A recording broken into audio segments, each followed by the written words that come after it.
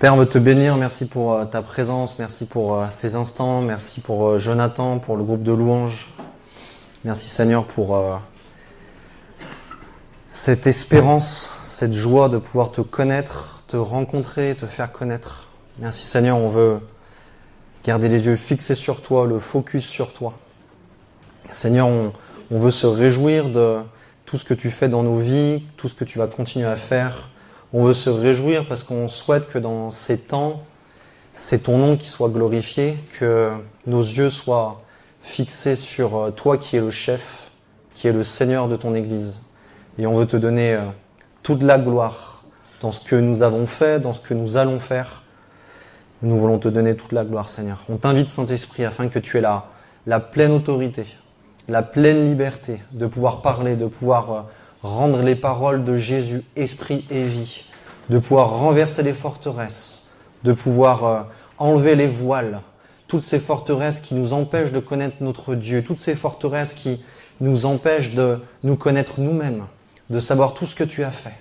On prie, Seigneur, pour que tu viennes renverser cela. On prie, Seigneur, pour que tu viennes ensemencer nos cœurs de cette parole de vérité qui affranchit, qui libère, qui transforme. Seigneur, on veut te donner toute la gloire. On prie que dans ces temps, Seigneur, notre attention, nos cœurs soient soumis à toi, fixés sur toi, et que tu parles à chacun d'entre nous, d'esprit à esprit, Seigneur. Au nom de Jésus. Amen. On va continuer cette suite sur l'identité en Christ. Et on avait vu que c'était absolument impossible de parler d'identité si on ne parle pas de justice. C'est un fondement tellement important. Et là, l'objectif de cette série sur la justice, c'est qu'on comprenne en fait comment la loi, qui a été donnée par Dieu, va nous emmener à Jésus-Christ pour que lui puisse nous rendre justes. C'était ça notre objectif. Et donc on avait vu dans le dernier message, on l'avait intitulé « La bonne position de la loi ». Et on avait vu qu'il y avait deux marches qui étaient différentes, deux marches qui étaient opposées. Il y avait, premièrement, la marche par la chair qui était forcément une marche sous la loi. Qu'on le fasse consciemment, qu'on le fasse inconsciemment, ça ne change pas grand-chose. La marche par la chair est forcément une marche sous la loi qui nous pousse à suivre notre propre volonté et qui nous pousse à nous appuyer sur notre propre force, sur notre propre capacité. Alors qu'il y a une deuxième marche qui s'ouvre, que les Écritures sont les seuls à nous dire, parce qu'il n'y a aucune autre personne, aucun autre livre qui ne peut nous parler de cette deuxième marche. Et cette deuxième marche, c'est la marche par l'Esprit. Et c'est une marche par la foi, et pas seulement par la foi, c'est une marche par la foi dans la grâce de Dieu. Et cette grâce va nous donner la force, elle va nous donner la passion, elle va nous donner la capacité pour suivre la volonté de Dieu qui va être placée dans nos cœurs. Et ça, c'est important à comprendre. Et puis on avait vu que l'expérimentation de cette loi, qui va passer de sur nous à en nous, va nous apporter plusieurs grandes victoires. Et on en avait ciblé principalement deux, que je vais un petit peu approfondir, avant de commencer. La première victoire principale qu'on avait vue, c'était la victoire sur le péché. Car le péché a du pouvoir seulement sous la loi. Je ne me lasse pas de vous reciter ce verset qu'on a cité 1000 fois et qu'on va reciter encore aujourd'hui, ce fameux Romains 6,14 qui nous dit « Car le péché n'aura point de pouvoir sur vous ». Vous imaginez à quel point l'espérance qu'on peut avoir dans cette parole qui vient de Dieu. Puisque vous êtes non sous la loi, mais sous la grâce.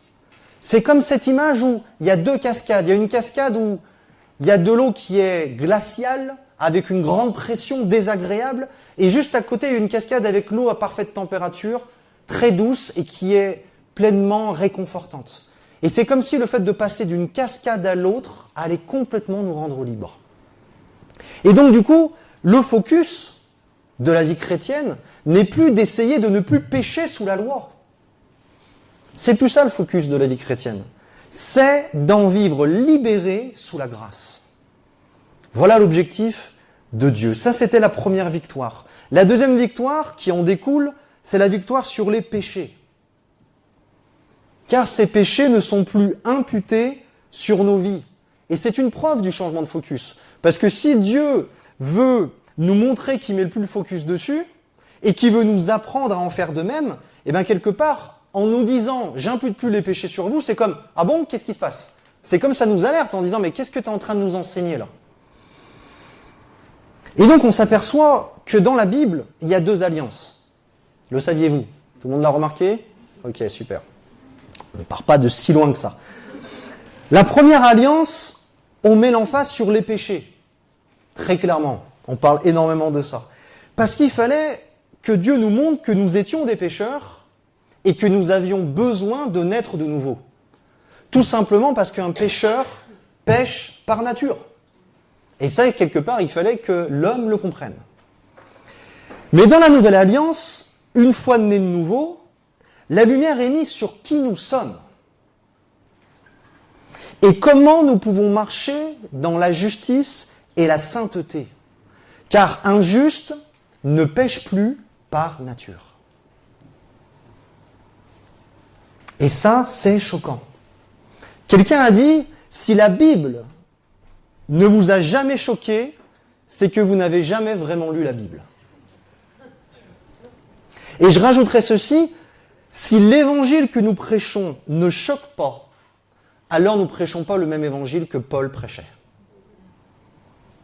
Parce que les réactions des personnes quand ils entendaient l'évangile de Paul n'étaient pas forcément les mêmes que nous. La grâce de Dieu est tellement puissante qu'elle doit ne laisser personne indifférent. Alors si je reviens à cette nouvelle naissance, cette nouvelle alliance, je vais dire les choses comme cela. Une personne réellement née de nouveau ne veut plus pécher pour 2 raisons principales. Vous voulez connaître ? Oui. La première raison, c'est qu'elle est morte au péché, dans sa nouvelle nature. Ça, c'est la première raison. Et la deuxième, c'est qu'elle connaît les conséquences spirituelles du péché. Est-ce que vous voulez la preuve biblique ? Eh bien, on va prendre Romains 6. À partir du verset 1er.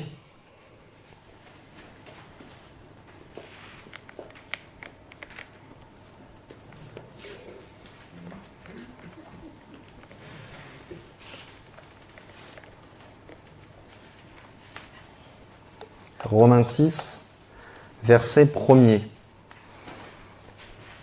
Et c'est sûr que quand le premier verset d'un chapitre commence par « Que dirons-nous donc ?», on comprend en fait que c'est l'homme qui a séparé la Bible en chapitres. Et on s'aperçoit que la plaidoirie de Paul, elle ne commence pas à Romains 6. Que dirons-nous donc ? Demeurions-nous dans le péché afin que la grâce abonde ? Pourquoi Paul répond ça ? Parce que dans les chapitres 4 et 5, ceux qui précèdent, il est en train de dire que Dieu n'imputait plus les péchés. Et donc forcément, quand les gens entendaient ça, et bien forcément c'était leur réponse. Et donc Paul, en fait, il est en train de, comment je pourrais dire, de répondre à ces détracteurs imaginaires, ou pas si imaginaires que ça finalement. Et il répond loin de là. Et loin de là, dans ses lettres, il répond par cette réponse 14 fois, exactement. Ça a bien fait de venir. Parce que cette stat a été quand même importante. Loin de là, et regardez sa réponse. Nous qui sommes morts au péché, comment vivrions-nous encore dans le péché ? Paul, c'est comme s'il s'insurgeait en disant mais votre question, en fait, elle n'est pas compréhensible. Moi, je ne la comprends pas, votre question. Quelqu'un qui est mort au péché, pourquoi il se pose même la question de demeurer dans le péché ? Donc, vous voyez, déjà, Paul parle d'une révélation de cette nature qui est forte et qui détruisait complètement notre religiosité. Donc ça, je dirais que c'est la première raison d'une personne réellement née de nouveau qui ne veut plus pécher, c'est qu'elle sait que dans sa nouvelle nature, elle est morte au péché. Ça, c'est la première raison.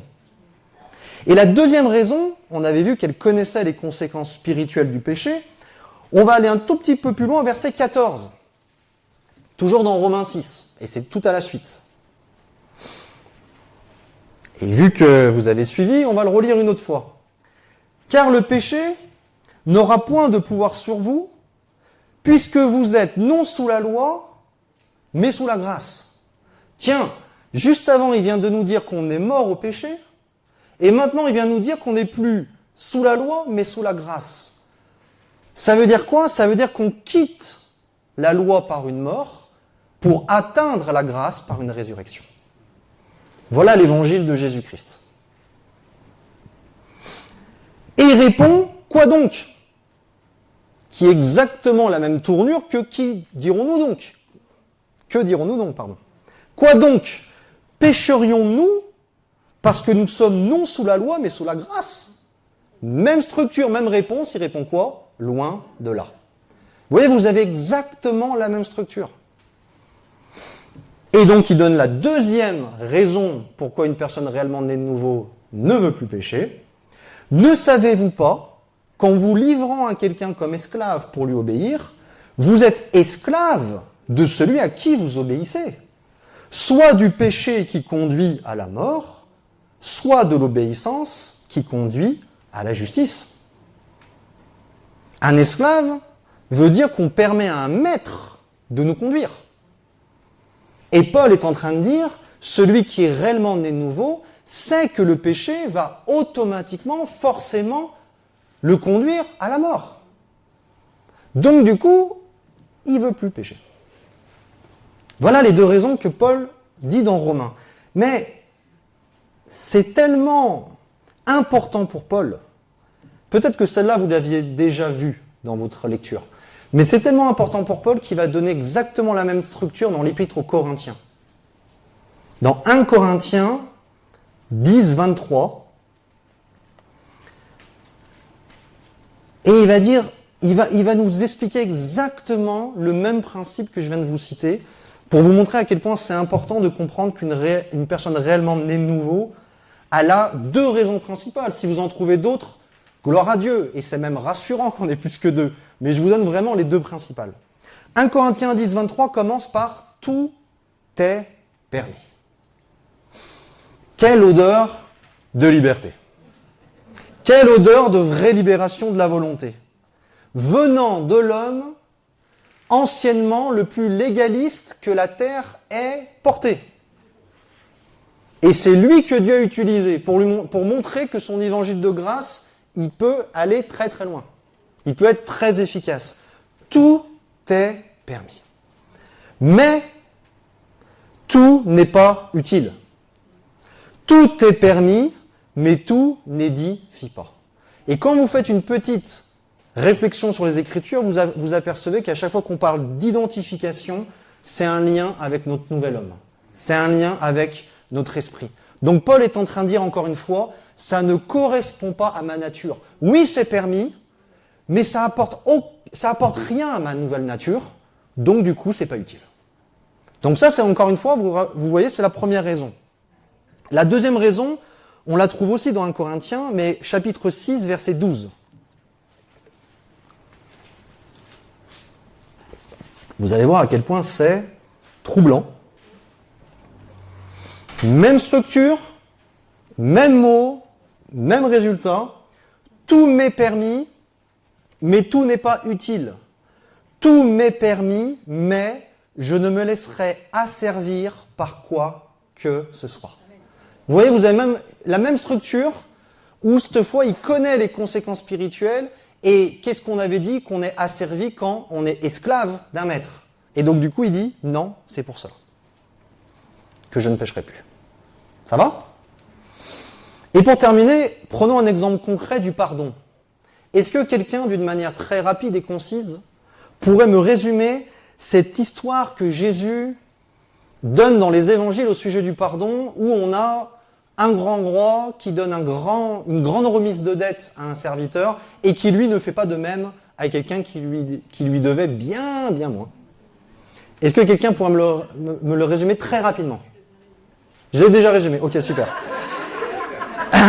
Je ne m'attendais pas à celle-là. On la coupera au montage. Alors du coup, Matthieu 18, 33. Matthieu 18, donc c'est dans Matthieu 18. Matthieu 18, 33. Et on retrouve, encore une fois, ces deux raisons qu'on a citées. La première, c'est que nous pardonnons comme Dieu nous a pardonné parce que nous partageons sa nature. La première raison. On le voit dans Matthieu 18, 33. ne devais-tu pas aussi avoir pitié de ton compagnon comme j'ai eu pitié de toi? D'accord? Donc, encore une fois, on retrouve cette première raison de non-péché. Et la deuxième raison, elle se trouve le verset d'après, verset 34. On pardonne parce qu'on connaît les conséquences spirituelles du non-pardon. Encore une fois, la même structure. Matthieu 18, 34.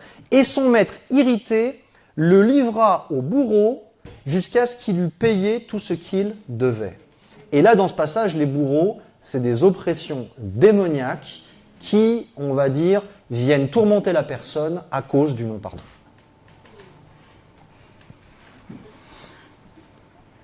Donc voilà le petit résumé de notre angle de la dernière fois. Et donc dans la série sur la justice, il nous reste 3 angles pour voir comment la justice se présente.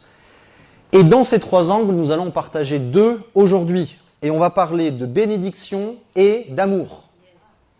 On n'a pas voulu donner les thèmes en avance, parce que la salle aurait été trop petite pour accueillir tout le monde. C'est vrai que c'est des thèmes qui plaisent quand même d'habitude. Mais on va les donner avec cette suite logique, cet objectif de voir comment la loi nous mène à Christ afin que Christ nous rende justes. D'accord ? Donc du coup, la première partie, je l'ai intitulée « Vivre dans la justice, c'est vivre dans les bénédictions ». Le saviez-vous ? Alors avant de le démontrer, je vais vous citer quelques versets qui montrent une relation très claire de causes et de conséquences entre la justice et les bénédictions. Ne prenez-les pas, vous allez voir qu'ils parlent d'eux-mêmes, c'est très clair. Vous allez voir qu'il n'y a pas de doute là-dessus. Je commence par Malachie 3.10 qui nous dit, c'est Dieu qui parle, « Mettez-moi de la sorte à l'épreuve, dit l'Éternel des armées. » Et ça, entre nous soit dit, seuls ceux qui sont proches du cœur de Dieu peuvent oser faire cela. Comme Abraham l'a fait, comme Moïse l'a fait, comme David l'a fait. Mais on sent que mettre Dieu à l'épreuve, on sent qu'il faut être proche de lui pour oser. Parce qu'autrement, c'est comme, t'es sûr ? Mettez-moi de la sorte à l'épreuve et vous verrez si je n'ouvre pas pour vous les écluses des cieux, si je ne répands pas sur vous la bénédiction en abondance. Pourquoi c'est ajouté en abondance ? Parce que Dieu a beau essayer, il n'arrive pas à donner autrement qu'en abondance. Il ne fait pas exprès, ça fait partie de sa nature. Jésus, il arrive, il dit, oui, le diable, c'est lui, qui vient que pour voler, dérober, détruire, égorger, etc. Moi, je suis venu apporter la vie. Et vu qu'il ne sait pas faire autrement, il précise la vie en abondance, pour être sûr que vous avez bien compris que je ne peux pas faire autrement. Et donc du coup, où on trouve cette abondance ? Eh bien, la réponse est dans Proverbe 15.6 qui nous dit « Il y a grande abondance dans la maison du juste ». Et en toutes lettres, dans Proverbe 3.33, « L'Éternel bénit la demeure des justes ». Et pour que vous soyez complètement convaincus, Psaume 5.12, « Car tu bénis le juste, ô Éternel ».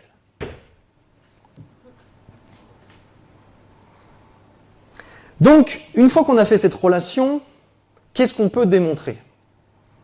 On peut démontrer que Jésus-Christ, dans son œuvre, il n'a pas seulement, et quand je dis seulement, je mets des guillemets, il ne nous permet pas seulement, d'éviter de subir nos malédictions. Conséquence de notre désobéissance.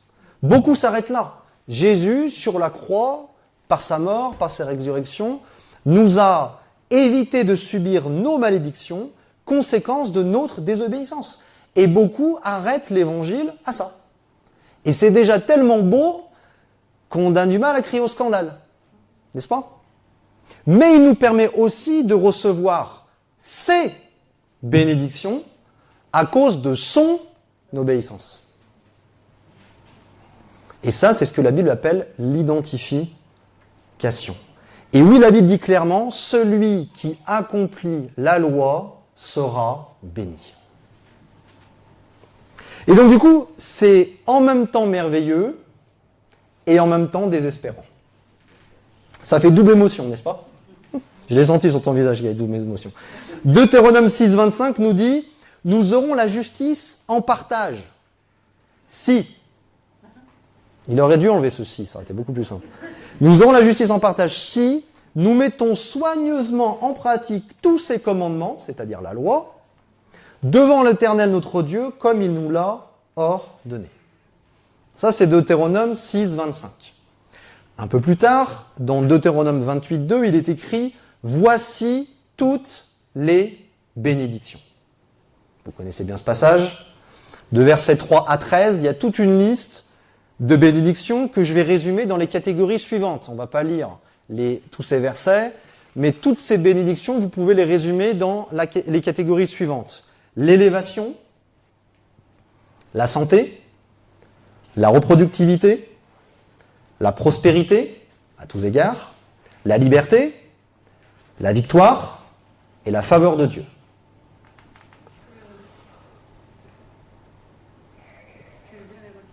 Élévation, santé, reproductivité, prospérité, liberté, victoire et faveur de Dieu.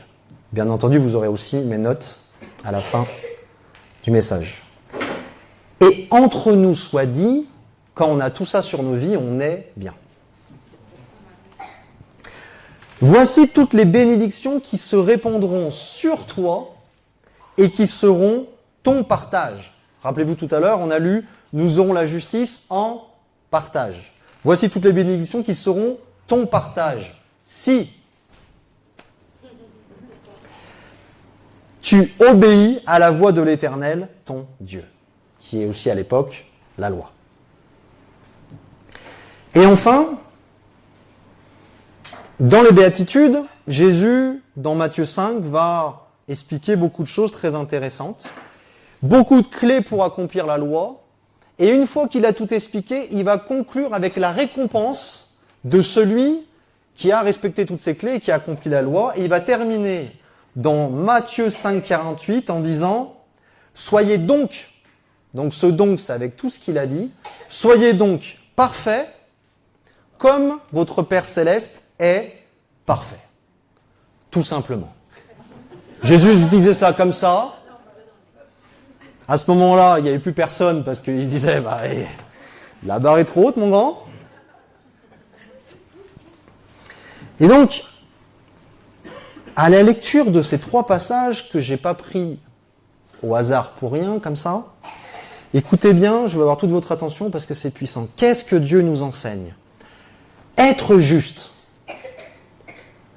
c'est être obéissant, c'est être parfait, c'est être béni. Voilà la référence de Dieu. Voilà la justice de Dieu qui nous donne une identité à notre nouvelle naissance, comme si nous n'avions jamais péché. Une personne n'ayant jamais péché serait exactement comme cela, comme on vient de le décrire. Il s'appelle Jésus. Il s'appelle Jésus. Mais mon souhait, et je pense que c'est le souhait de Dieu, c'est que nous puissions accepter de sortir de cette fatalité que le péché nous a enracinés, laquelle le péché nous a enracinés. Merci. Et de se dire, si Dieu, de toute éternité, a prévu une œuvre, et que cette œuvre, il a pu l'accomplir en Jésus-Christ, est-ce qu'on ne peut pas rêver que c'est possible? Autrement, ça voudrait dire que l'œuvre du diable est plus puissante que celle de Dieu. Si on accepte de rester dans cette fatalité de « c'est normal », ça veut dire qu'on a élevé l'œuvre du diable au-dessus de celle de Dieu. Et je crois que le Saint-Esprit a été envoyé en nous pour chaque jour nous ouvrir les yeux et nous montrer que cette fatalité doit être abandonnée pour choisir l'espérance que Dieu veut nous donner. Votre enthousiasme me réjouit. Donc, qu'est-ce que la parole nous encourage à faire, nous ? Qu'est-ce qu'on trouve comme encouragement ? Un des encouragements, je l'ai nommé « entrer dans les promesses ». Parce que c'est ça l'évangile. C'est quand une bonne nouvelle impossible devient possible. C'est ça l'évangile. Donc du coup, on l'a vu dans Deutéronome 28.2, Jésus a parfaitement obéi à la loi et de ce fait, toutes les bénédictions ont été répandues sur lui. Dieu est juste. Il l'a déclaré. Jésus l'a fait. Dieu a répandu toutes les bénédictions sur Christ. Et elle est où la bonne nouvelle dans tout ça ? On peut se réjouir pour Jésus, déjà. Si on n'est pas trop vénère d'avoir échoué, on peut se dire, bon, bah, il l'a fait. Hein. Bravo. La bonne nouvelle de l'évangile, c'est quoi ? C'est que quand nous sommes mis en lui, les mêmes bénédictions sont répandues sur nous, parce qu'à travers la nouvelle naissance, nous sommes devenus héritiers. Et c'est ça, la bonne nouvelle du « en lui », comme je l'ai entendu dire tout à l'heure dans les prières. C'est que quand nous venons devant Dieu, Dieu ne fait plus de différence entre Jésus et nous. C'est pas qu'il fait plus de différence comme beaucoup l'ont dit en disant « Ah, vu qu'on est en lui, il ne nous voit pas ». Non, parce que ça voudrait dire en fait qu'on est tellement vilain qu'on doit être caché. Et vous savez, quand un père, il voit son enfant qui est tellement vilain qu'il met un drap sur la tête, ça le réjouit pas le cœur du père. Des fois on dit des trucs, mais c'est d'une absurdité assez incroyable. C'est pas ça. C'est que quand Dieu nous voit, il nous voit comme il nous a créés, recréés, comme si nous avions jamais péché. Donc quand nous venons devant lui en mode « Ah purée, j'espère que... » Lui, il comprend pas. Il dit mais pourquoi il n'a pas d'assurance dans ma présence ? Vous comprenez ? Parce que moi, quand je le vois comme Jésus. Quand je vois Jésus, je ne suis pas en train de dire « Jésus, tu aurais pu mieux faire quand même. » Non.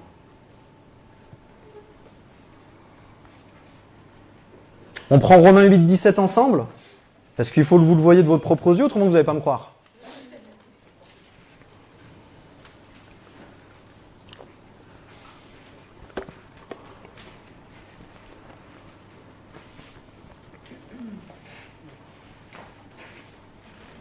Romains 8, verset 17.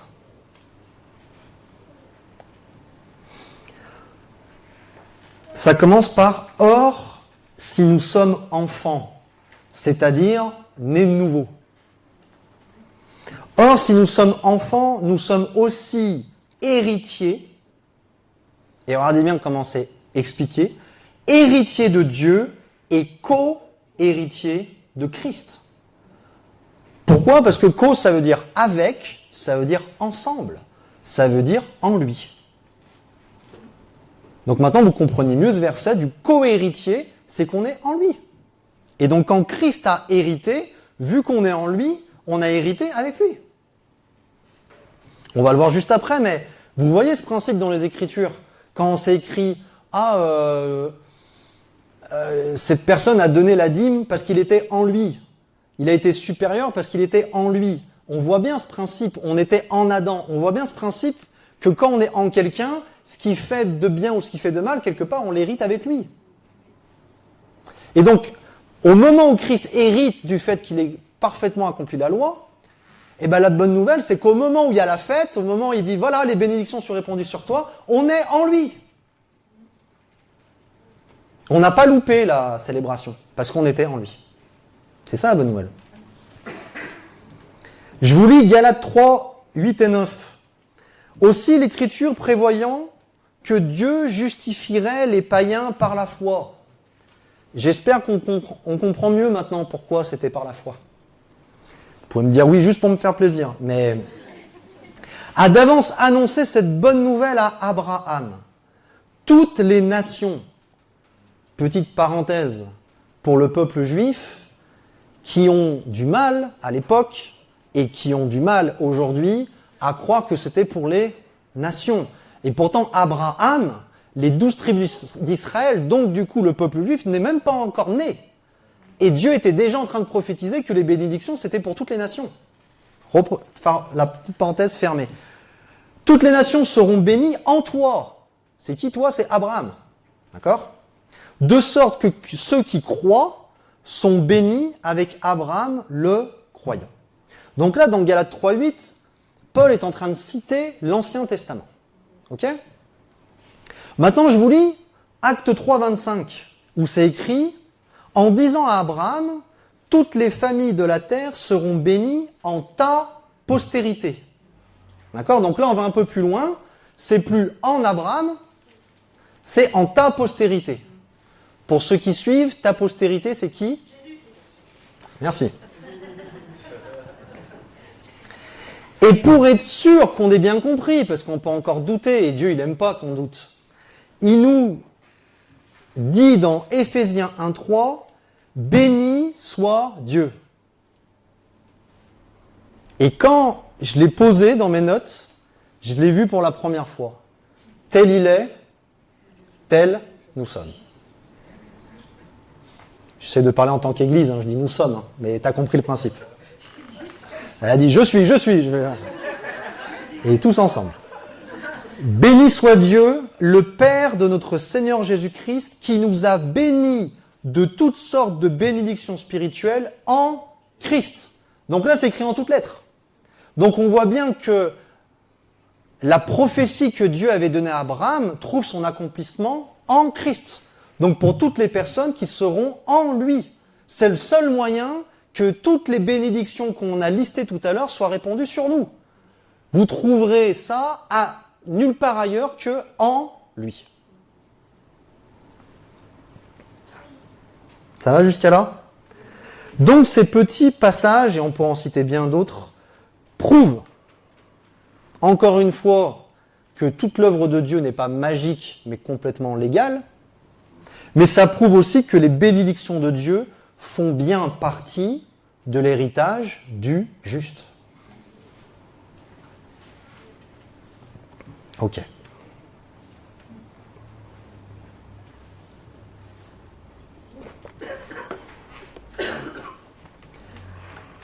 La première étape, c'était qu'on soit conscient de ça. Ok. Maintenant, parce que je ne vous ai pas encore titillé, donc je vais le faire maintenant, je vais vous poser une question qui est très importante.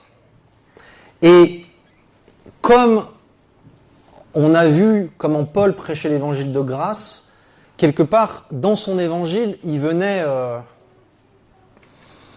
faire ressortir des gens tout ce qui les empêchait de recevoir ce que Dieu voulait. Ces gens-là, ces détracteurs, quand Paul parlait de l'évangile de grâce, c'est pas qu'ils étaient méchants.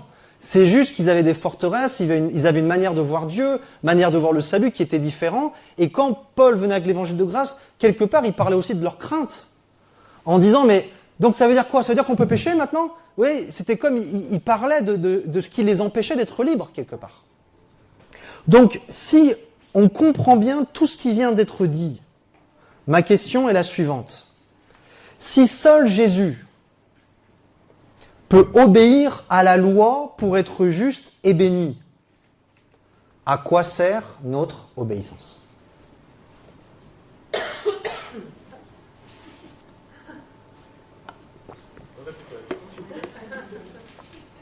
Si seul Jésus peut obéir à la loi pour être juste et béni, à quoi sert notre obéissance? J'ouvre la question comme ça. J'attendais pas de réponse. Vous pouvez vous la donner à vous-même. En tout cas, bien aimé, si on ne s'est jamais posé cette question, c'est qu'on vit encore une partie de notre vie dans la méritocratie. C'est qu'il y a encore une partie de notre vie où on veut mériter de Dieu. Il y a une petite partie de notre vie où on est encore en train de dire, si je fais bien, Dieu va être content et j'aurai plus. Si on ne s'est jamais posé cette question-là.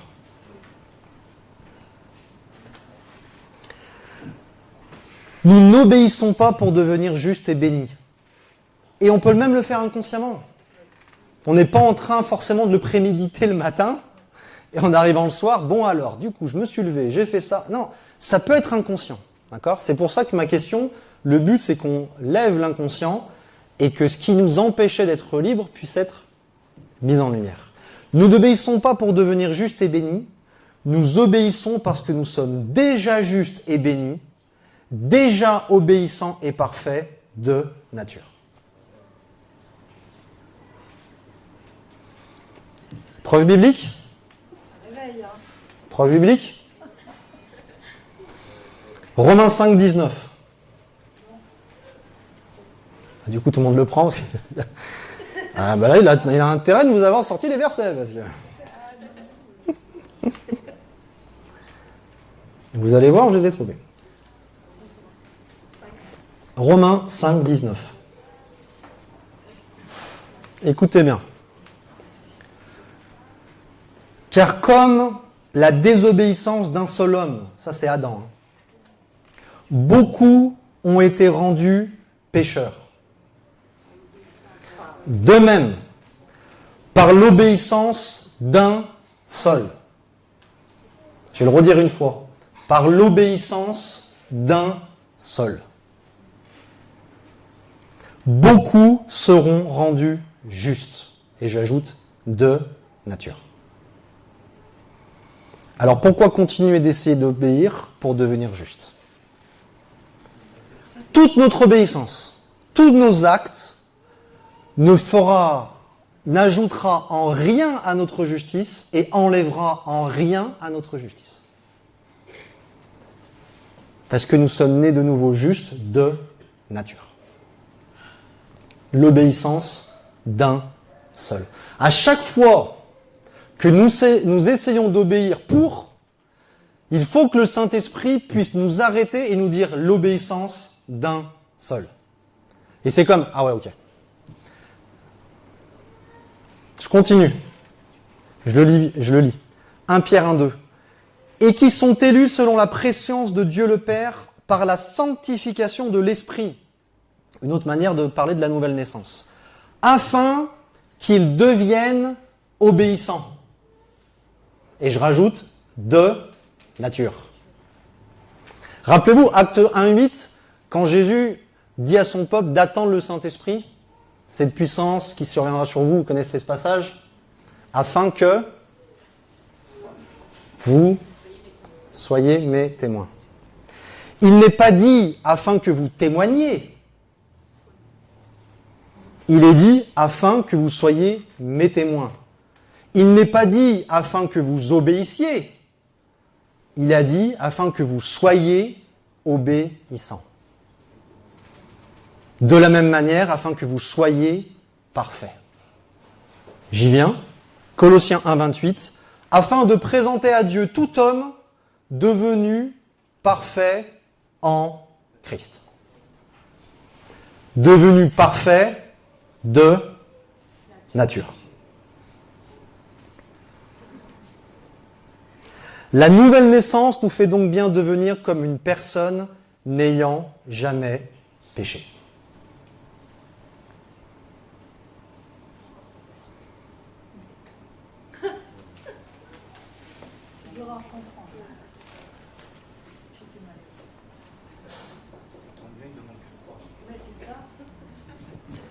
D'où l'importance de connaître son identité, d'où l'importance de comprendre comment se revêtir de l'homme nouveau, et d'où la cohérence des Écritures qui nous dit que le juste, qui est Jésus-Christ, a pu obéir parfaitement à la loi parce qu'il était obéissant. Il a pu vivre une vie parfaite parce qu'il était parfait. Il a pu être déclaré juste parce qu'il était juste. C'est pas le fait d'avoir fait tout ça qui l'a fait devenir. C'est le fait d'avoir fait tout ça qui l'a prouvé. D'accord ? Et la cohérence des Écritures, c'est de nous dire, de la même manière que vous êtes nés dans le péché, vous avez pu vivre comme un pécheur. Et vous avez pu, chacun d'entre vous, l'expérimenter à quel point c'était naturel. Personne ne vous a appris. Ça sortait tout seul. C'était produit tout seul. Il n'y avait aucun effort. Est-ce qu'on faisait des efforts pour pécher ? Est-ce qu'on se levait le matin en disant « Là, je vais devoir pécher aujourd'hui. Il faut que je donne de moi-même. » Non. Et la cohérence des Écritures, c'est que dans tout Romains 5, vous avez N fois qui vous dit de même, comme si Dieu disait « Je sais que votre intelligence a été empoisonnée et que c'est difficile de la renouveler et c'est difficile de vous voir comme moi je vous vois. Je sais à quel point, quand on a été empoisonné toutes ces années loin de moi dans le péché, à quel point c'est difficile de sortir de cette fatalité qui nous a rappelé chaque jour qu'on était un pécheur. Mais si on garde la même cohérence des Écritures, la Bible dit que quand nous sommes ressuscités avec Christ, nous sommes nés de nouveau justes. Donc, pourquoi un juste, de naissance, de nature, ne pourrait pas vivre la même vie que Christ lui-même ? Parce qu'il est né de lui. Vous comprenez ? Et tout le but de la vie chrétienne, c'est de pouvoir accepter ce fait et de marcher dans ce fait. Et c'est pour ça que Dieu dit, bon, vous avez pris trop d'énergie à obéir. Vous avez pris trop d'énergie à essayer de combattre le péché. Je vous libère de ça. Et prenez ce temps à méditer, à renouveler, à marcher dans celui que vous êtes maintenant. C'est comme s'il a libéré notre agenda. Il a allégé notre agenda et il nous a dit toutes ces années que vous avez fait à lutter contre les péchés pour essayer d'être juste, à obéir pour essayer d'être juste, je l'ai fait pour vous. Cadeau. C'est fait. Vous vouliez un résultat, vous l'avez. Vous vouliez gagner quelque chose, je vous le donne. Vous vouliez voir la fin du film, voilà, c'est fait. Donc maintenant, croyez, marchez.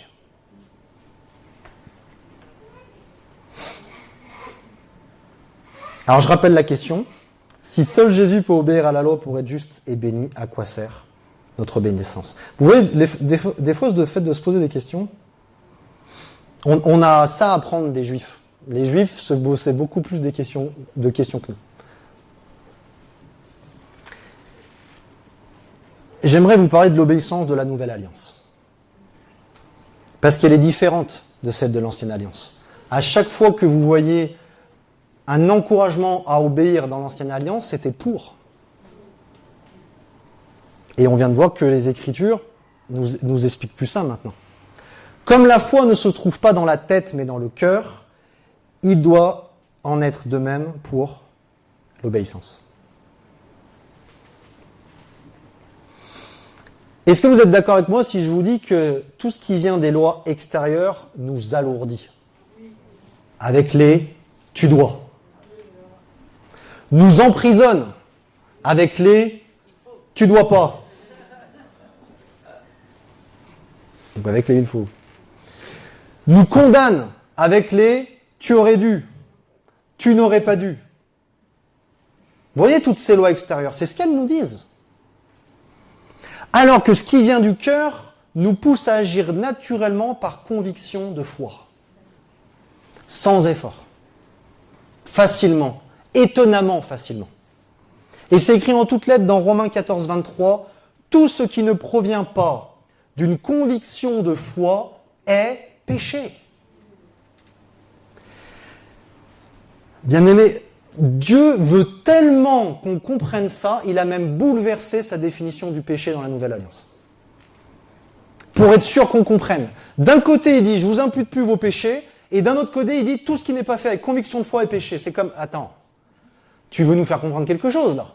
Parce que tu es en train de tout bouleverser ce que tu as enseigné à ton peuple pendant tout ce temps-là. La preuve du changement de focus. Pendant toutes les béatitudes, Jésus est en train de dire « ok, la loi, ok, pas de problème, d'accord ? Je suis au courant, je l'ai écrite, Donc c'est bon, j'ai compris. Mais moi, je viens maintenant vous donner le cœur de la loi.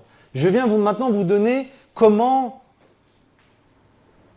changer votre position par rapport à elle, changer votre manière de la voir. Je viens vous en donner le cœur. Et aujourd'hui, Dieu ne met plus l'emphase sur les actes. Il met l'emphase sur l'attitude de cœur, sur la motivation de cœur. Vous imaginez, quand vous laissez la lumière de Dieu vous remplir le Saint-Esprit, vous arrivez, vous dites « Ah, j'ai fait ça pour toi ». Et au début, vu qu'on a une pensée où on pense que Dieu, comme dans l'Ancienne Alliance, regarde que les actes, on se dit « Mais Dieu va être super content. J'ai fait ça pour lui. Je n'ai pas commis l'adultère. » Les gars, ils étaient contents. Et Jésus, il arrive, il dit « Oui, mais en fait, si tu convoites dans ton cœur, aux yeux de Dieu, tu le commets quand même. » Et là, le gars, il dit « Mais attends, on n'avait pas dit ça, moi. Là, ça va plus loin que ce qui était prévu au départ. » Donc du coup, on fait quelque chose pour Dieu. On est super content. On arrive le soir, on va pour vivre un petit temps de prière, on se dit « La gloire va descendre. » Et là, ciel d'airain. Ciel d'airain comme on n'a jamais vécu. Et on se dit « Mais qu'est-ce qui se passe ?» Dieu dit « Quelle était ta motivation de cœur pour faire ça ? Avec quelle attitude de cœur tu as fait cet acte ? » Et c'est comme « Ah, mais c'est ça que tu regardes. » Vous comprenez le changement de focus ? Tout ce qui ne provient pas d'une conviction de foi est péché. Paul va continuer dans 1 Corinthiens 9, 16, 17 en disant « Si j'annonce l'évangile, ce n'est pas pour moi un sujet de gloire, car la nécessité m'en est imposée, et malheur à moi si j'annonce pas l'évangile. » Moi, personnellement, j'ai du mal à comprendre cette phrase. Heureusement qu'il explique derrière, parce qu'on se dit « Qu'est-ce que Paul, tu as voulu nous dire ?» Et vous allez voir comment c'est clair. Si je le fais de bon cœur, j'en ai la récompense. Ça, c'est la bonne obéissance. Mais si je le fais malgré moi, c'est une charge qui m'est confiée. Et ça, c'est la mauvaise obéissance.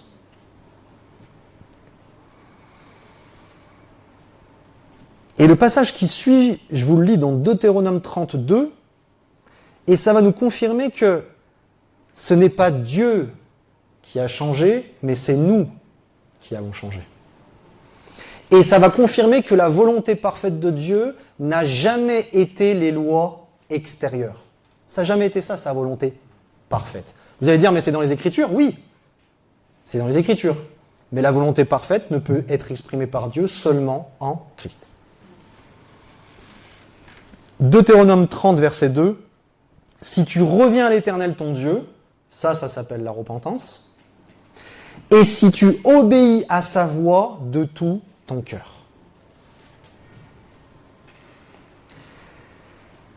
Et en lisant ça, je voyais Dieu comme ayant hâte de nous voir changer. Comme Jésus disait, j'ai plein de choses à vous dire, mais vous ne pouvez pas encore les supporter. Vous savez, comme des parents qui viennent avoir un enfant et au début, il faut dire ce qu'il y a, il a les yeux fripés, il se bave dessus et il communique pas, quoi. On vit rien, il n'y a pas d'échange, quoi. Et on a hâte de se dire vivement qu'il y a une interaction. C'est un peu ça que Dieu ait vécu. Vivement qu'il naisse de nouveau. Vivement qu'on ait une interaction. Vivement qu'il y ait un échange. Vivement qu'on ait le même esprit pour qu'on puisse communiquer pour de vrai. Et Dieu avait hâte. Et Dieu avait tellement hâte que dans Deutéronome, là où la loi a été donnée, là où il commence à faire réaliser un petit peu à son peuple son plan jusqu'à Christ, il donne cette promesse en disant « si tu obéis de tout ton cœur ». Et il sait que c'est quasi impossible, mais il est en train de dire « voilà mon plan, voilà la finalité où je veux vous emmener ». Et donc c'est rendu possible par la nouvelle naissance parce que après le passage qu'on a lu, vous vous rappelez, Romains 6, 14, on l'a lu plusieurs fois, et ensuite on a lu que celui qui obéit, il est esclave. Si vous êtes esclave du péché, il vous conduit à la mort, tout ça. Ça, c'était le verset 16. Et le verset qui suit, donc le verset 17, il est écrit « Mais grâce ». Et oui, c'est la grâce de Dieu. « Mais grâce soit rendue à Dieu de ce que, après avoir été esclave du péché, vous avez obéi de cœur. Voilà comme si Paul est en train de dire, voilà l'objectif. L'objectif, c'est pas seulement que vous puissiez être libre de ne plus pécher. L'objectif est maintenant que vous soyez libre d'obéir de cœur. Que ça soit quelque part votre nature. Et entre nous soit dit, tant qu'on n'a pas expérimenté cette obéissance de cœur, quelque part, il y a une partie de nous qui est encore esclave. Il y a une partie de nous qui n'est pas encore libre. Il y a une partie de nous qui est encore esclave de ce qui est contre Dieu.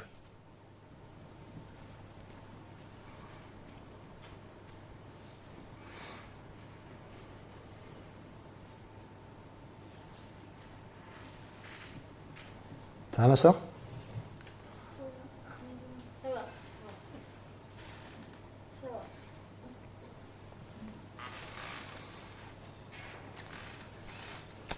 Il y a deux sources d'obéissance qui s'opposent. La peur et la crainte de l'Éternel. Ces deux sources vont se chasser l'une et l'autre. La peur, elle vient de la chute, puis de la loi extérieure qui va nous faire fuir loin de Dieu. Alors que la crainte, c'est une révérence envers Dieu, un honneur, une soumission, une attitude de cœur, l'acceptation de quitter toute rébellion, l'acceptation de le voir comme il est lui, l'acceptation de lui donner raison même quand on ne comprend pas. Cette élévation de cœur, c'est ce que la Bible appelle la crainte de Dieu. Et elle est dans notre cœur et elle va nous faire connaître Dieu. La peur va nous faire fuir loin de Dieu et la crainte de l'Éternel va nous faire connaître Dieu. Et je vous lis juste quelques petits passages pour le prouver, pour que ces deux sources d'obéissance, qu'on puisse en lâcher une et qu'on puisse accepter l'autre. La peur. Genèse 3:10. Il répondit, c'est Adam, « J'ai entendu ta voix dans le jardin et j'ai eu peur et je me suis caché. » Il était habitué à entendre la voix de Dieu, tous les jours. Et là, il dit, « J'ai entendu ta voix, j'ai eu peur de toi et je me suis caché de toi. » Donc on voit à quel point la peur nous fait fuir loin de Dieu. Merci. Exode 20:19, ils dirent à Moïse, « Parle-nous toi-même, et nous écouterons, mais que Dieu ne nous parle point, de peur que nous mourions. » Vous imaginez comment cette fuite et comment cette séparation a évolué, a grandi de Adam jusqu'au peuple hébreu. Parce que eux, contrairement à Adam et Ève, ils n'avaient jamais vécu de communion avec Dieu. Et enfin, 1 Jean 4:18, il n'y a pas de peur dans l'amour, au contraire, l'amour parfait chasse la peur, car la peur implique une punition. Et entre nous, qu'est-ce qui a instauré le principe de punition ?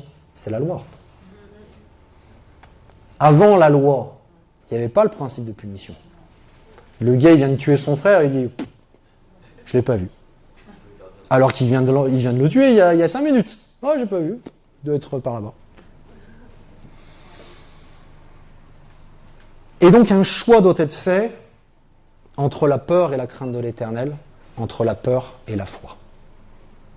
La peur étant vraiment l'inverse de la foi. Ensuite, la crainte de l'Éternel. Proverbe 1:7, la crainte de l'Éternel est le commencement de la connaissance. Et là, on ne parle pas d'une connaissance intellectuelle, on parle de la connaissance même de Dieu. Un passage extraordinaire, Jérémie 32:40. Je traiterai avec eux une alliance éternelle. Et cette alliance va donner la nouvelle naissance. Je ne me détournerai plus d'eux, je leur ferai du bien, et je mettrai ma crainte dans leur cœur, afin qu'ils ne s'éloignent pas de moi. Dieu était conscient que la peur faisait fuir la création loin de lui. Et vous imaginez, pour un créateur, pour un père, de voir sa création fuir loin de lui. Vous imaginez la tristesse qu'il a vécue pendant toutes ces années? Et vous imaginez comment la joie pouvait être partagée au moment où ça a été rendu possible par Jésus-Christ. Ésaïe 11.2, l'Esprit de l'Éternel reposera sur lui. Lui, c'est qui? C'est Jésus. Et nous sommes en lui. Esprit de sagesse et d'intelligence, esprit de conseil et de force, esprit de connaissance et de crainte de l'Éternel. Donc on voit que le Saint-Esprit nous a été donné afin que nous ayons la connaissance et la crainte de l'Éternel. Et enfin, je termine. Deutéronome 5, 27, 29. Rappelez-vous tout à l'heure, dans Exode 20, on a vu que le peuple, il disait à Moïse, non, toi tu peux nous parler, mais que Dieu ne nous parle pas. Et dans Deutéronome 5, 27, 29, il est écrit, approche-toi et écoute tout ce que dira l'Éternel notre Dieu. C'est le peuple qui parle à Moïse. Tu nous rapporteras toi-même tout ce que dira l'Éternel notre Dieu. Nous l'écouterons et nous le ferons. Qu'est-ce qui a bien pu se passer comme changement dans le peuple pour qu'il change autant d'attitude? La suite va nous y répondre. L'Éternel entendit les paroles que vous m'adressâtes et l'Éternel me dit, donc là c'est Moïse qui parle, j'ai entendu les paroles que ce peuple t'a adressées, tout ce qu'ils t'ont dit est bien. Et le mot d'après c'est O. OH. Vous imaginez ce Dieu qui est délaissé depuis toutes ces années et qui entend pour la première fois son peuple dire quelque chose de bon à son sujet. Et ce O, en fait, c'est le cœur de Dieu qui est touché. Et qu'est-ce qui a fait que son peuple a changé d'attitude? Oh, s'ils avaient toujours ce même cœur pour me craindre. La crainte de l'Éternel. Et pour observer tous mes commandements, l'obéissance. Afin qu'ils fussent heureux à jamais, eux et leurs enfants, les bénédictions. Vous voyez, encore une fois, Dieu est en train de prophétiser. Ça va jusqu'à là? Vous avez encore un petit peu d'attention, j'ai bientôt fini.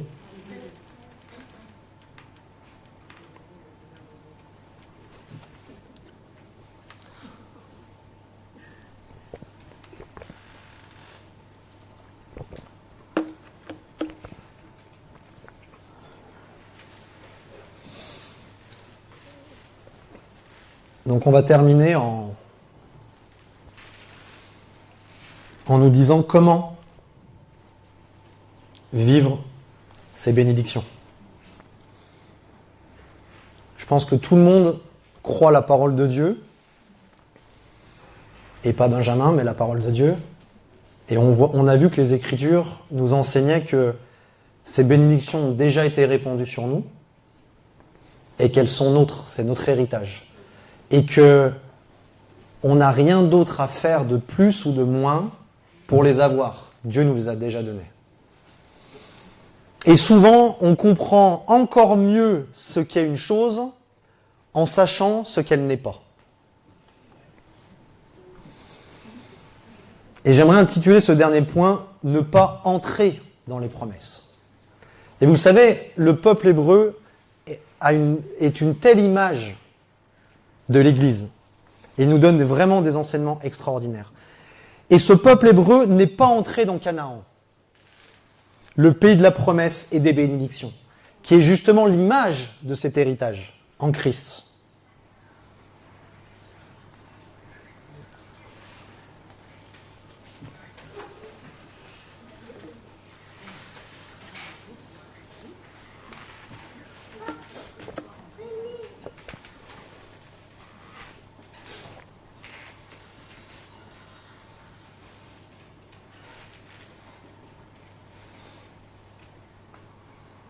Et il n'est pas entré à cause de deux raisons principales.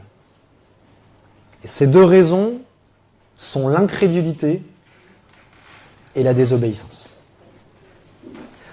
L'incrédulité parce qu'ils n'ont pas mis foi dans les promesses de Dieu, le déjà donné de Dieu. Combien de fois Dieu a dit à son peuple, je vous ai donné ce pays. Allez-y, il est à vous. Je m'en suis occupé. J'ai payé. Parce que, Jésus était juif, hein, à un moment donné, c'est moi qui paye. C'est fait. Incrédulité. Pourquoi leur désobéissance? Parce qu'il n'y a pas eu d'action pour prendre et vivre ce qui avait déjà été donné. Et l'épître aux Hébreux nous le dit en toutes lettres. Hébreux 3,19, ils ne purent y entrer à cause de leur incrédulité. C'est écrit en toutes lettres. Hébreux 4,6, ceux à qui d'abord la promesse a été faite n'y sont pas entrés à cause de leur désobéissance. Donc on voit les deux raisons pour lesquelles le peuple n'est pas entré dans Canaan. Et cela nous a été enseigné pas seulement pour que historiquement on sache pourquoi le peuple hébreu n'est pas entré dans un pays. Cela nous a été enseigné pour que nous puissions rentrer dans ce pays. Et si vous connaissez les Écritures, et je sais que c'est le cas, c'est pas totalement juste quand j'ai dit que le peuple hébreu n'a pas pu entrer. Il n'a pas pu entrer sauf 2 personnes. Et quand le peuple s'est révolté contre Moïse, il a préféré croire 8 espions incrédules que 2 espions dans la foi. Citez-moi ces 2 espions dans la foi. Josué et Caleb. J'ai même pas eu le temps de poser la question, elle avait déjà répondu. Donc maintenant, vu que tu es bien lancé, cite-moi les 8 autres. Oh non, c'est pas intéressant. Je préfère garder Est-ce que quelqu'un sur les 8 incrédules saurait me citer un nom des 8 incrédules? Si. Notre incrédulité nous empêche de marquer l'histoire. C'est ça qu'il faut retenir dans cette histoire. Et donc du coup, le peuple se révolte contre Moïse, et Dieu apparaît dans sa gloire pour défendre Moïse. Et Moïse intercède pour le peuple contre Dieu. On parlait tout à l'heure des amis proches qui peuvent se permettre certaines choses. Et prenons ensemble Nombre 14, s'il vous plaît. À partir du verset 19.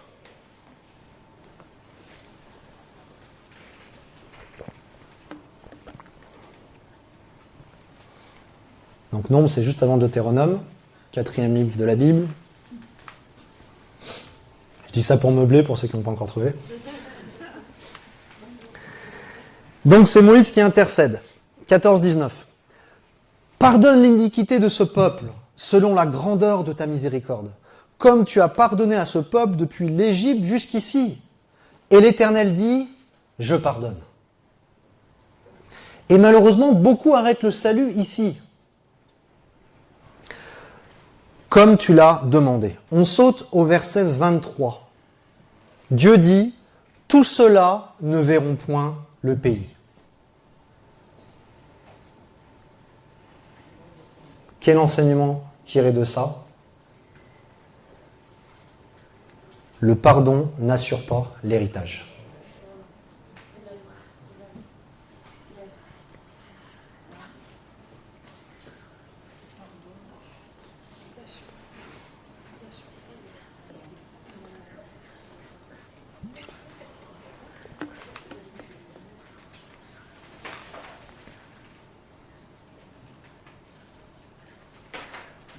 Jésus avait un avantage à son époque, c'est qu'il n'y avait pas de téléphone. Et c'est quand même lui qui a choisi la bonne époque. À venir, il aurait pu venir n'importe quand. Il a choisi cette époque. Moi, je pense que cette raison en fait partie. Mais après, j'ai pas de verset qui le prouve. Et les téléphones arabes, alors. Ouais, voilà. Bien vu, bien vu. Dieu est en train de dire « je pardonne ». Est-ce que vous n'avez pas été assez choqués? Dieu est en train de dire « je pardonne ». Et 2 versets plus tard, il dit « ceux-là ne rentreront pas dans le pays ». Donc le pardon n'assure pas l'héritage. Ça, c'est très important à comprendre. Tous ceux-là ne verront point le pays que j'ai juré à leur père de leur donner, tous ceux qui m'ont méprisé. c'est-à-dire ceux qui n'ont pas eu la crainte de l'Éternel, ne le verront point. Et parce que mon serviteur Caleb a été animé d'un autre esprit, c'est-à-dire la foi et la crainte de l'Éternel, et qu'il a pleinement suivi ma voie, c'est-à-dire l'obéissance, je le ferai entrer dans le pays où il est allé, et ses descendants le posséderont.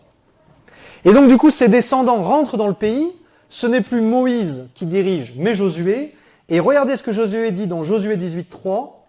Josué, qui veut dire Jésus en hébreu, dit aux enfants d'Israël, qui représentent l'Église, jusqu'à quand? Ils sont rentrés dans le pays. Et Josué est en train de dire, jusqu'à quand négligerez-vous de prendre possession du pays que l'Éternel, le Dieu de vos pères, vous a donné? Vous imaginez comment l'enseignement est parlant. Josué est en train de dire, vous êtes rentrés dans un pays, l'Éternel vous l'a donné et vous n'avez pas pris votre héritage.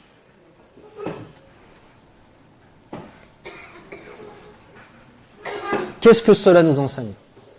Si je regroupe tout ce qui a été dit jusqu'à maintenant, jusqu'à où je voulais aller et qu'est-ce que je voulais qu'on en retire.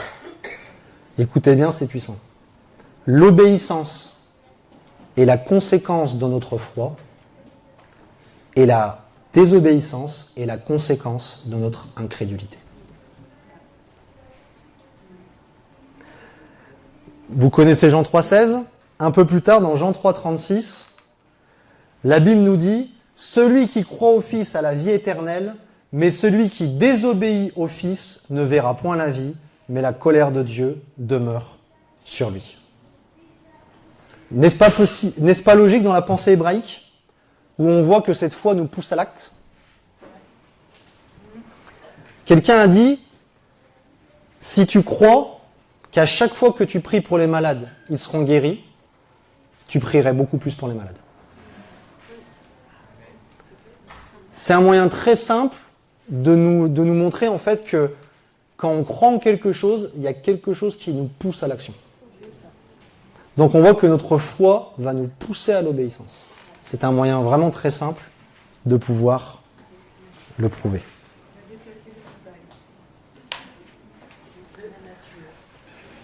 Je saute un peu jusqu'à la fin du message, mais qu'on voit que Paul, dans l'Épître aux Romains, vous verrez dans les notes, va parler de l'obéissance de la foi. À 2 reprises, il va introduire l'Épître aux Romains et il va la terminer en parlant de l'obéissance de la foi. Donc j'aimerais terminer par ça. Vous lirez les notes entre-temps. J'aimerais juste terminer par ça. C'est que notre foi est révélée par notre capacité à prendre ce qui nous a déjà été donné par Dieu. Voilà comment notre foi est révélée. Voilà comment notre foi est éprouvée. Nous ne prendrons pas notre héritage de bénédiction si nous ne savons pas que nous en avons un. Première raison. Si, quelque part, l'héritage de l'évangile, c'est juste éviter l'enfer, on ne rentrera pas dans le pays. Donc c'est la première raison. Si nous ne savons pas que nous avons un héritage. La deuxième raison, c'est si nous ne croyons pas que nous en avons déjà un. Voilà la deuxième raison qui va nous empêcher de vivre la bénédiction. La troisième raison, c'est si nous voulons le mériter. Avec cette obéissance morte, comme on disait tout à l'heure. Et la dernière raison, c'est si nous ne trouvons pas assez dignes pour le prendre par la foi. Donc on voit l'œuvre du diable de plus en plus pernicieux et qui nous empêche de plus en plus de prendre notre héritage. Voilà à quel point c'est important de comprendre notre identité en Christ, notre justice, pour qu'on puisse savoir, pour qu'on puisse croire, pour qu'on puisse recevoir sa grâce et pour qu'on soit assez digne pour pouvoir le prendre par la foi. Et je termine par ces mots en vous disant, laissons cette nouvelle nature se manifester. Et entrons avec foi et assurance dans les promesses pour prendre et vivre les bénédictions du juste qui nous ont déjà été donner. Père, je veux te bénir. Je veux te remercier, Père, parce que durant toutes ces années, tu as fait une œuvre qui était glorieuse. Et la Bible dit à quel point tu es longanime, à quel point tu es patient à supporter. Et merci, Père, parce que tu es patient avec nous. Merci, Père, parce que malgré toutes les fois où nous avons douté, toutes les fois où nous avons été incrédules, toutes les fois où nous avons été ignorants, merci, Père, parce que tu n'as pas perdu patience avec nous. Et comme Paul t'a prié, je te prie d'illuminer les yeux de nos cœurs afin que nous connaissions l'héritage qui est en nous. Merci, Seigneur, pour ta lumière. Merci, Seigneur, pour ta révélation. Merci, Seigneur, pour que chacun d'entre nous puisse se voir comme toi, tu nous vois, et que chacun d'entre nous puisse prendre par la foi cet héritage, qu'il puisse le vivre, qu'il puisse le confesser, qu'il puisse résister, qu'il puisse persévérer jusqu'à l'expérimenter pleinement. Merci, Père, pour ton œuvre. Merci, Jésus, pour ta mort et pour ta résurrection. Merci, Jésus, pour ta grâce de nous avoir donné ça gratuitement. Seigneur, qu'on puisse le vivre et que cela puisse glorifier ton nom, car quand le monde nous voit vivre tout ce que tu as fait, le monde veut te rencontrer. Et on prie, Seigneur, que, comme la reine de Saba est allée voir Salomon, le monde puisse venir nous voir en disant « Je veux rencontrer ton Dieu, je veux rencontrer ton Sauveur, je veux rencontrer ton Seigneur. Je ne veux plus vivre éloigné de lui. Je veux tout lui donner, parce que j'ai compris en te voyant. » Merci, Seigneur, que nos vies puissent te glorifier. On t'a prié, Père, au nom de Jésus. Amen.